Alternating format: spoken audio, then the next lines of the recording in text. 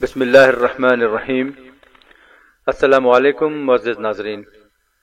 حقائق T V پر ہم آپ کو خوش آمدید کہتے ہیں۔ ناظرین، حقائق پر مبنی مستند معلومات کے لیے ہمارے چینل کو لائک اور سبسکرائب ضرور کیجیے گا تاکہ ہم آپ کو بروقت مستند معلومات پہنچا سکیں۔ معزز ناظرین، ہماری آج کی ویڈیو ایک ایسے موضوع پر ہے جو عرصہ دراز سے مختلف لوگوں کے زیر بحث ہے، لیکن اس کی حقیقت اور حقائق سے بہت کم لوگ واقف ہیں۔ آج ہم آپ کو مستند حوالوں سے بتائیں گے کہ اذان سے پہلے صلاۃ و سلام پڑھنے کا رواج کب اور کیسے ہوا۔ اذان سے پہلے صلاۃ و سلام پڑھنا جائز ہے یا ناجائز، صحیح ہے یا غلط، ثواب ہے یا گناہ،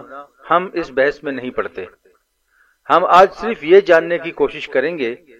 کہ اذان سے پہلے صلاۃ و سلام پڑھنے کا رواج کب اور کیسے شروع ہوا۔ اس سلسلے میں مولانا احمد رضا خان صاحب بریلوی اپنی کتاب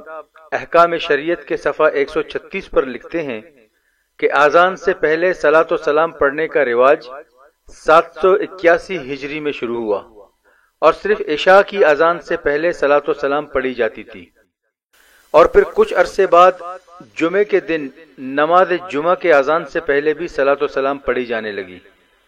اور پھر تقریباً 10 سال بعد تمام اذانوں سے پہلے صلاۃ و سلام پڑھنے کا رواج ہو گیا۔ علامہ شیخ علی محفوظ رحمۃ اللہ علیہ اپنی کتاب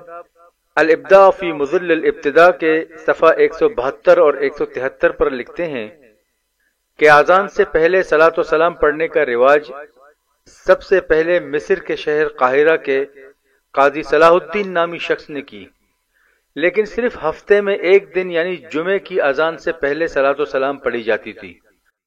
اور پھر کچھ عرصے بعد قاہرہ مصر کے ہی ایک قاضی نجم الدین زنبدی نے 791 ہجری میں ہر نماز کے بعد صلاۃ و سلام پڑھنے کو رواج دیا۔ علامہ جلال الدین سیوطی نے اپنی کتاب تاریخ الخلفاء میں بھی اسی طرح لکھا ہے۔ البتہ امام طحطاوی رحمۃ اللہ علیہ اپنی کتاب القول البدی میں لکھتے ہیں کہ اذان سے پہلے صلاۃ و سلام کہنا لوگوں کا اپنا بنایا ہوا طریقہ ہے جس کی ابتدا صلاح الدین بن ایوب نے کی تھی۔ امام صاحب لکھتے ہیں کہ جب مصر کے رافضی شیعہ بادشاہ مخزول کو قتل کیا گیا اور ان کا ولی عہد بیٹا حاکم بن عزیز مخزول تخت نشین ہوا تو اس کی بہن نے ملک کے تمام مساجد کو یہ حکم جاری کیا کہ ہر اذان سے پہلے بادشاہ سلامت کے لیے صلاۃ و سلام کہا جائے، اور اس طرح پہلی مرتبہ ربیع الاول 781 ہجری بروز پیر عشاء کی اذان سے پہلے بادشاہ سلامت کے لیے صلاۃ و سلام پڑھا گیا، جس کے الفاظ کچھ اس طرح تھے: الصلاۃ والسلام علی الامام الظاہر، اور ان کلمات کی ادائیگی کے بعد اذان دی گئی۔ اس کے کچھ عرصے بعد یہ فرمان جاری کیا گیا کہ جمعے کے دن جمعے کی اذان سے پہلے بھی بادشاہ سلامت کے لیے صلاۃ و سلام کہا جائے،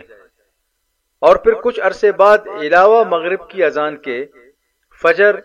ظہر، عصر اور عشاء کی اذان سے پہلے بھی بادشاہ سلامت کے لیے صلاۃ و سلام پڑھا جانے لگا۔ عرصہ 10 سال تک یہ سلسلہ جاری رہنے کے بعد جب سلطان صلاح الدین ایوبی مصر کے بادشاہ بنے تو انہوں نے یہ الفاظ ختم کروا دیے اور یہ حکم جاری کیا کہ اگر صلاۃ و سلام کہنا ہی ہے تو نبی کریم صلی اللہ علیہ وسلم پر صلاۃ و سلام پڑھا جائے۔ واللہ اعلم بالصواب۔